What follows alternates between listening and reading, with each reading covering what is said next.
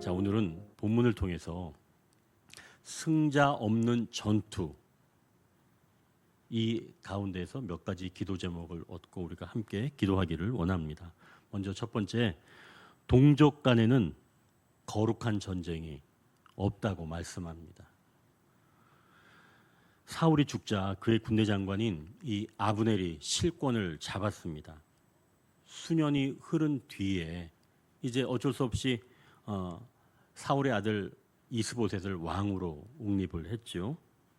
그리고 나라를 이끌어갑니다. 그런데 남쪽에서는 유다, 그 유다의 왕 다윗이 점점 세력을 확장하기 시작을 한 거죠. 그러니까 결국은 두 세력 간의 다툼은 피할 수가 없게 된 겁니다. 7년 반 동안 많은 전투가 있었지만 그 중에서 오늘 특별히 이 본문은 기브온에서 일어난 그런 전투를 보여줍니다. 이 기브온은 베냐민 지파의 땅이에요. 자, 그러면 엄밀히 말하면 유다 지역에서 사실은 이 기브온 쪽으로 올라간 거니까, 베냐민 지파 땅으로 올라간 거니까 유다 지역 사람들, 즉 다윗의 사람들이 사실은 점점 확장하면서 침범에 들어가는 겁니다. 그러니까 북이스라엘 사람들이 내려오는 게 아니라 남쪽에 있는 이 다윗 사람들이 올라가는 그런 형국인 거죠. 결국은 아브넬은 자기 본거지인 그 마하나임에서 방어를 할 요량으로 다가온 겁니다. 기브온에. 그리고 이 다윗 세력들은 공격을 한 세력을 넓힐 의도를 가지고 올라가는 거죠. 자, 그럼 이 두 세력은 어때요? 이방인인가요? 아니죠. 동족이죠. 남쪽과 북쪽. 유다 지파 한쪽이고 나머지는 11지파 사람들이에요. 동족입니다. 자, 그래서 이 아브넬, 즉 북쪽의 정권을 실제로 잡고 있는 이 실세 이 아브넬이 피해를 최소화하려고 청년으로 구성된 대표를 뽑아서 싸울 것을 제안한 거죠. 이 요압도 그 제안을 받아들여서 이제 청년들끼리 싸움을 벌입니다. 근데 이 싸움이 얼마나 안타까운지 16절을 한번 보십시오. 거기 보니까 서로 머리를 잡고 칼로 상대 옆구리를 찌르는 방식으로 싸우는 겁니다. 얼마나 배짱이 있는지 확인하는 거죠. 이 대결로 12명의 젊은 청년들이 다 목숨을 잃었습니다. 너무 무모한 겁니다. 이 전쟁을 마치 악과 대전을 치른다고 여겨서 만약에 모조리 짓밟으려고만 한다면 그것만큼 끔찍한 것이 어디 있겠습니까? 하나님은 다윗을 통해 이스라엘을 이끌어가기를 원하시죠. 그런데 이것을 하나님의 뜻으로 보고 이스보셋이나 또 그를 왕으로 세운 이 아브넬을 영모로 여겨서 모조리 짓밟아 버리는 것이 정말 하나님이 그토록 원하시는 뜻일까? 그런 말입니다. 만약 하나님께서 그것만 원하신다면 지금 이 16절 기브온 전투가 벌어졌던 이곳을 헬갓 핫수림, 날카로운 칼의 밭이라고 하지는 않으셨을 겁니다. 모두 죽었다는 것을 말씀하는 건 이 전투가 부정적이라는 것을 보여주는 건 아닐까요? 우리는 명분만 있으면 물불을 가르지 않으려고 합니다. 상대가 어찌 되든 그건 상관하지 않습니다. 하나님의 뜻이라고 여기면서 거룩한 전쟁을 치른다고 여기는 거죠. 그러나 상대는 다른 사람이 지금 아닙니다. 악한 마귀가 아니에요. 분명히 이 본문은 동족끼리 전쟁을 보여주는 겁니다. 다윗이 유다 지파의 왕으로 재위한 이 기간이 7년 6개월이라고 말합니다. 오래 걸렸죠. 사울이 죽자마자 바로 통일 왕국의 그 왕이 된 게 아닙니다. 하나씩 통치 지역을 넓혀가는 거예요. 어떻게 보면. 자, 그러니 항상 전투를 치를 때는 내 상대가 누구인지 우리가 그것을 인식을 하고 전투를 치러야 한다는 것이죠. 좀 시간이 걸려도 충분히 설득하고 스며들게 하고 달라지기를 기다리는 겁니다. 기다리는 게 보통 힘든 게 아니죠. 그러나 그런 과정이 있어야 한다는 겁니다. 이 전투에 다윗이 아닌 요압이 장군으로 나선 것도 그것을 뒷받침합니다. 만약 다윗이라면 이렇게 무자비한 방법을 가지고 넓히려고 했을까요? 아니겠죠. 이제 이 전쟁을 조금 다른 시각으로 우리가 보기를 원합니다. 만약 이 전쟁을 인간 내면에서 일어나는 영과 혼과 또 육의 전쟁이라고 한번 생각을 해보십시오. 인간은 영이 주도권을 가져야 합니다. 영이 항상 앞장서고 영의 인도함을 따라서 혼과 육이 따라가야 되는 거죠. 그러나 장시간 육의 사람으로 지냈다가 교회에 출석을 해서 이제 내가 오늘부터 바로 영이 주도하는 사람을 살겠다라고 하면 그게 되나요, 여러분? 안 되죠. 영의 주도권을 가지고 사는 것은 그렇게 단시간에 이루어지는 것이 아닙니다. 그럴 수 없다는 거죠. 영적인 습관이 들고 영이 주도권을 넘겨받기까지는 상당한 시간이 걸립니다. 아니, 사실은 이것과의 전쟁이죠. 우리의 신앙의 여정은. 거듭난 사람이 되었다고 해서 하나님이 기뻐하시는 사람으로 모든 것이 달라지기까지는 엄청난 시간이 걸립니다. 그동안, 그러니까 그 기간 동안은 육체와 영이 주도권 경쟁을, 싸움을 치러야 하는 거죠. 그렇다고 해서 이 육체에 실망하거나 또 흔들리는 내 마음도 사실은 혼적인 부분이라 사실은 그것도 육체에 속하는 거죠. 그러나 흔들리는 내 마음을 판단하지는 마십시오. 영에 의해 사는 사람은 육체의 한계를 인정하면서도 육체를 다스려 간다는 말씀입니다. 그리고 서서히 변화를 시켜가는 거죠. 일순간에 제압하는 방식으로는 온전한 변화가 일어나지 않는다는 겁니다. 이제 그것을 기억하고 우리가 두 번째 기도 제목을 보십시오. 둘째로 은사보다 열매가 필요한 때가 있어야 한다고 말씀합니다. 은사보다 열매가 필요한 때가 있어야 한다고 말씀합니다. 다윗의 장수 중에 이 다윗의 조카들이 있습니다. 다윗의 누인 스르아의 아들들인데요. 요압과 아비새와 아사엘을 이야기합니다. 이 18절을 보니까 아사엘은 들노루처럼 빠르다라고 지금 말씀하는데요. 이 아사엘이 패전하고 있는 아브넬을 뒤쫓아갑니다. 조금 전에도 말씀드렸던 것처럼 아브넬은 사울의 군대 장관으로 백전노장이에요. 아사엘이 빠르기는 하지만 아브넬을 당해낼 재간은 없는 겁니다. 속도만 빠른 거죠. 근데 이제 아브넬이 쫓기면서도 자기가 충분히 상대할 수 있으니까 아사엘에게 나를 쫓지 말고 내 주변 다른 병사를 좀 쫓아라. 이렇게 부탁을 하는 겁니다. 내가 너를 죽여서 무슨 이득이 있겠니? 난 너의 형 요압 보기도 면목이 없어. 그러니 나를 좀 쫓지 말아다오. 부탁을 하는 거예요. 아브넬이. 자기는 알죠. 상대가 안 되니까 말입니다. 그런데도 그냥 기어코 쫓아오는 겁니다.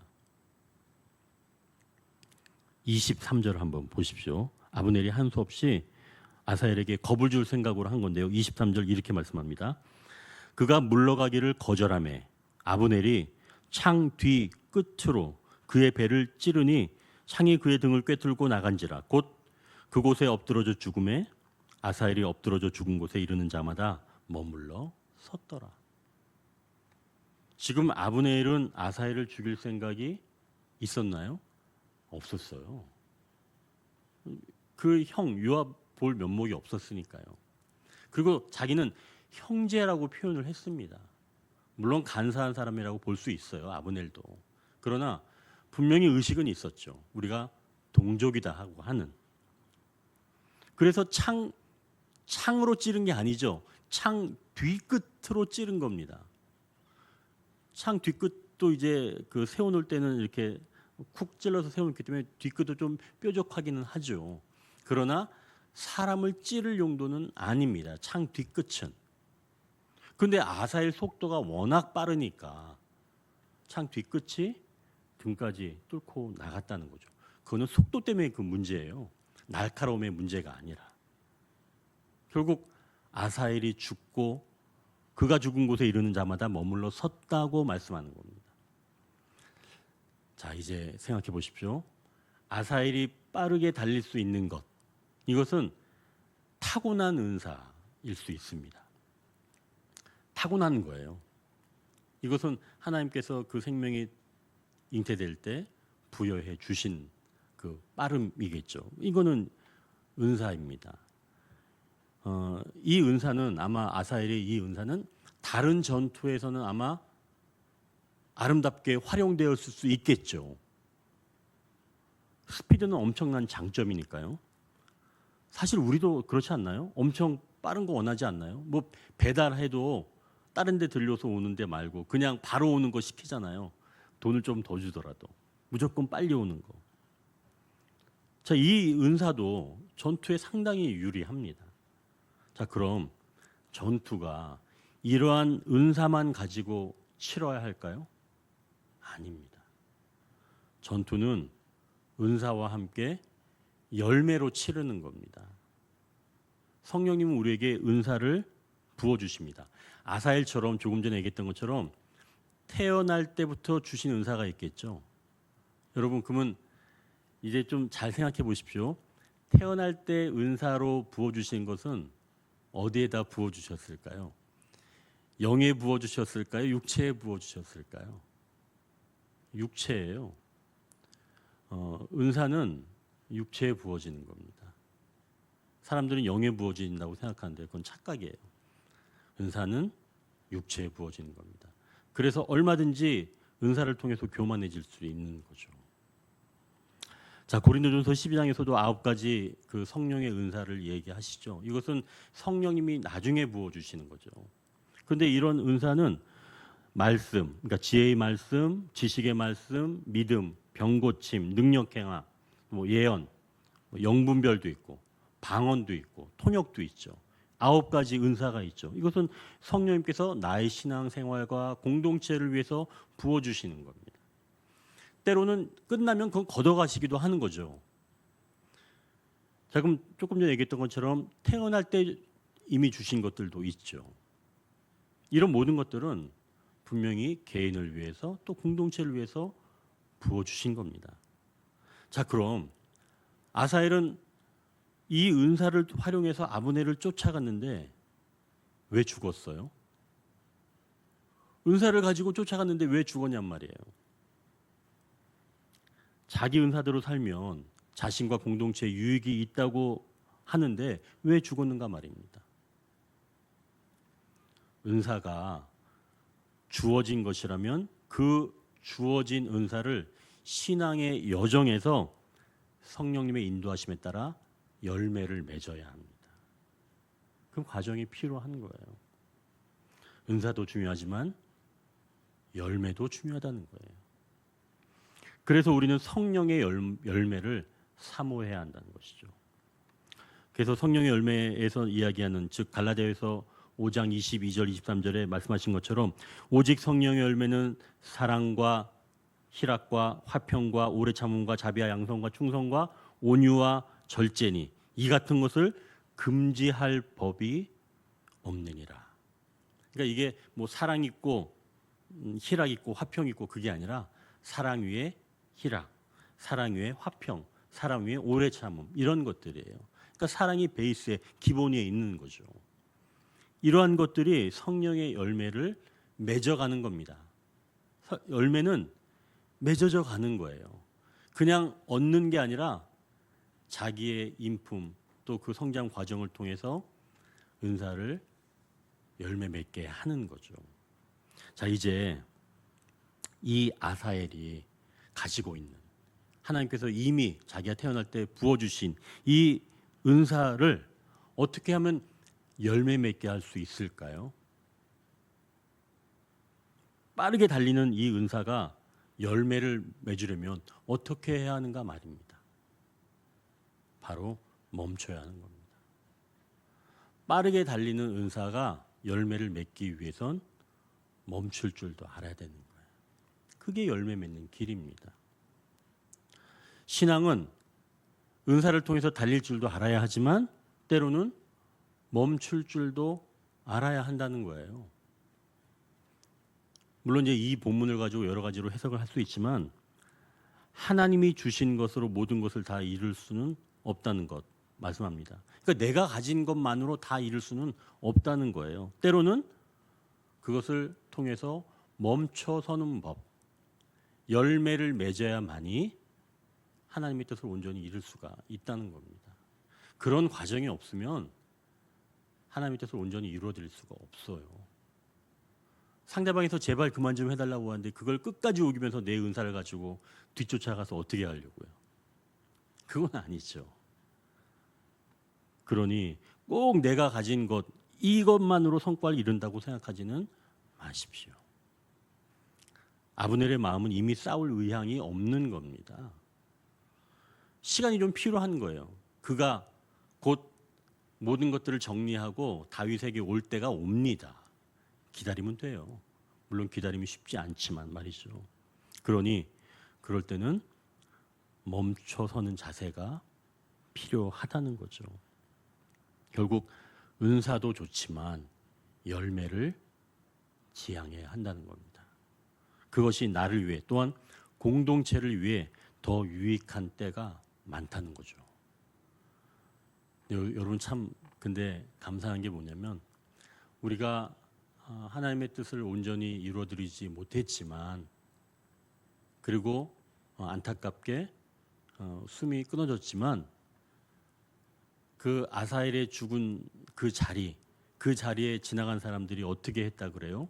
거기서 머물러 섰다 그러죠. 그 얘기는 뭐예요? 이 아사엘이 머물러 서지 못했던 것을 보면서 거기서 머물러 서는 겁니다. 그의 죽음은 헛되지 않은 거죠. 사람들에게 머물러 서는 것을 자기가 이제는 보여주는 겁니다. 하나님께서 그것을 온전하게 이루어 주시는 거죠. 열매로 말이죠. 그러니까 내가 비록 열매를 다 이루지 못한 것 같지만 하나님께서는 마지막 순간에 그것을 이루어 주시는 겁니다. 이제 그것을 안다면 이제 세 번째, 하나님이 머물러 세운다고 말씀합니다. 요압과 아비새가 이제 아브넬을 계속 뒤쫓아 갑니다. 아사엘은 이제 죽었으니까요. 물론 이제 이 요압이 이 당시에는 아직은 잘 몰랐습니다. 자, 이제 이 요압과 아비새가 아브넬을 계속 뒤쫓아가다가 거기 보니까 거친 땅 길가 기아 맞은 쪽 암마산에 이를 때 해가 졌다고 말씀합니다. 이게 좀 복잡한 내용인데요. 거친 땅에 이르렀고 암마산인데 이곳은 요단강 근처라는 겁니다. 결국 이 강을 건너면 요단 동편으로 가는 건데 거기에는 이 아브넬의 진영이 있는 곳이에요. 그러니 요압이 이제는 더 쫓아갈 수가 없는 겁니다. 그리고 거친 땅이 됐다는 얘기예요. 그리고 마지막으로 해가 졌다는 것을 지금 이야기를 합니다. 자, 그럼 모든 분위기가 지금 내가 더 이상 쫓아가면 안 되겠다. 멈춰야 되겠다라고 한 분위기로 가는 겁니다. 그러자 마침 아브넬의 목소리가 들리는 거예요. 칼은 영원히 사람을 상하게 한다. 그러니 형제 쫓기를 그쳐달라. 요압에게 정중하게 부탁하는 거예요. 이 아브넬이. 그래서 요압이 이 이야기를 듣게 된 겁니다. 원래 요압은 이런 이야기를 들을 사람이 아니에요. 그런데 배경이 그렇고 상황을 보고 있으니까 이것 좀 이상한데 내가 더 넘어가면 안 되겠는데 해가 졌는데 그런데 마침 아브넬이 형제 쫓기를 좀 그쳐달라 이야기를 한 거죠. 결국 그 이야기가 선명하게 들려오게 된 겁니다. 하나님께서 요압을 세워주신 거죠. 더 이상 뒤쫓지 못하도록 세워주신 겁니다. 요압은 거친 사람이라 이렇게 세우지 않으면 끝까지 쫓아갈 사람이니까 하나님께서 여러 가지 상황, 그리고 그 사람의 말을 통해서 세워주신 겁니다. 결국 하나님은 머물러 세운다고 말씀하시는 거죠. 자, 그럼 이제 여기서 생각해 볼 게 있습니다. 요압, 아비새, 아사엘, 이게 지금 누구라 그랬죠? 다윗의 조카, 군대 장관이에요. 근데 지금 이 요압, 아비새, 아사엘은 거친 사람들이에요. 다윗에게 골칫거리입니다. 물론 이 사람도 용맹한 사람들이에요. 대단한 장수들입니다. 다윗과 그동안 함께 했던 때려야 뗄 수 없는 사람들입니다. 야심도 있죠. 사실 생각해 보면 이 요압보다는 아브넬이 다윗에게 있으면 더 좋을 것 같다라고도 생각할 수가 있습니다.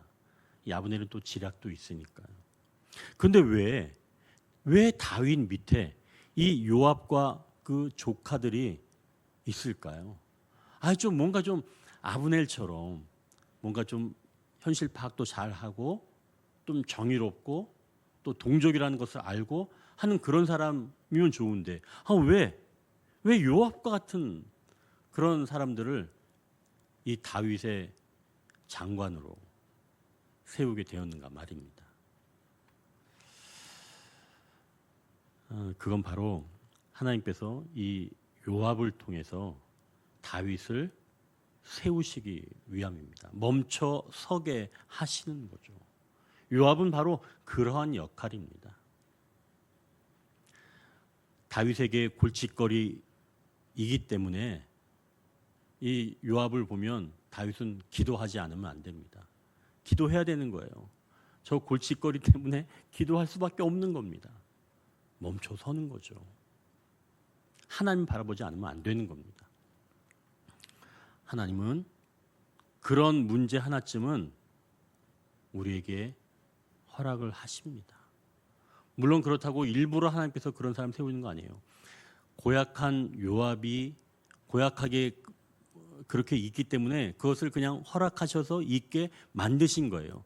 그 사람, 그 요압이 바로 다윗을 머물러 세우게 하는 바로 그러한 역할을 맡게 된다는 거죠.